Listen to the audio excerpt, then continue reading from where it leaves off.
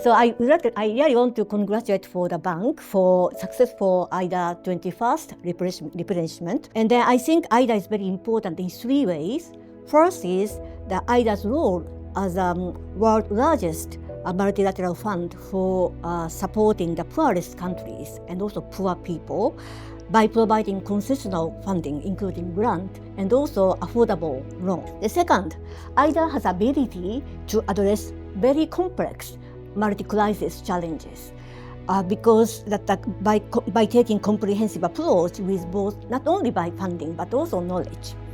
And I think currently the world is facing a lot of complicated challenges, including the prolonged COVID impact and also war and that effect in the energy crisis, food security issues, and also climate issues in addition to that. The third one is that IDA can serve as a platform for the unified platform with convening power by inviting both traditional and also emerging donors and private sector funding. IDA has a very unique role in providing a common platform for everybody can work together.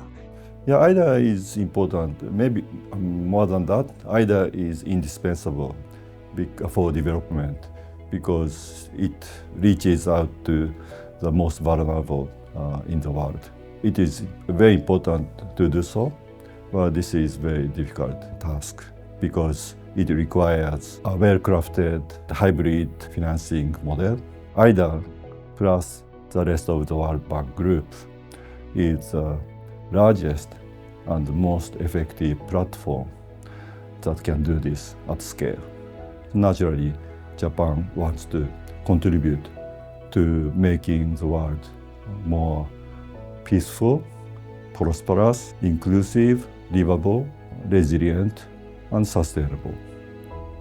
But if Japan makes contribution separately from the other countries, then the impact of Japan's contribution would be small. Japan chooses IDA because IDA can amplify its impact.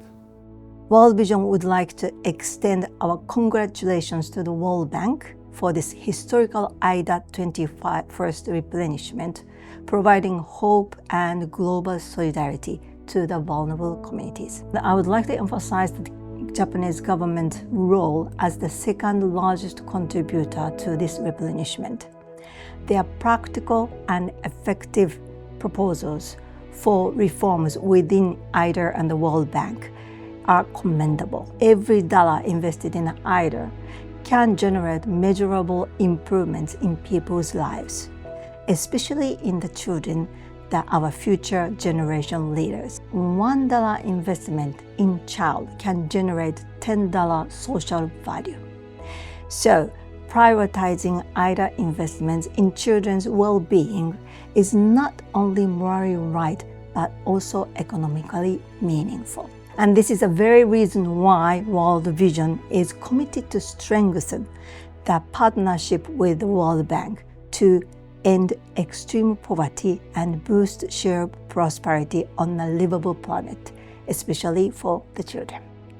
So for development from the private sector, looking at the emerging markets, looking at the fragile states, let's say for the African continent, it's a challenge because there's no legal infrastructure, there's no financing infrastructure. How do we edge things forward? I think we need to be building a ecosystem of trust. Trust meaning there has to be somebody, I think, locally that we can trust and to work together. I think for IDA and for the World Bank going forward, financing is very, very important, but on the other hand, development of this human capital network of trust globally, I think that's how we move the needle forward by having more private sector mobilization into the development world. I just want to tell the importance of the World Bank, especially IDA. My country, Japan, has been also supported and financed by IBRD, World Bank, in 1950s and 1960s. So I'm one of the Japanese citizens, so I know that the importance of the World Bank because the World Bank supported Japanese government and Japanese people. So Japan got the chance to reconstruct and recover. So if we'd like to enjoy the prosperity in our society, we should help each other. This is the importance of global solidarities. What I think is the biggest contribution that the World Bank is making. Of course, being the largest funder of development finance, the World Bank is known for its lending operations, but what I think is the most important part is the production of global public goods. Especially, I, as a researcher, make extensive use of the open data that's produced by the World Bank.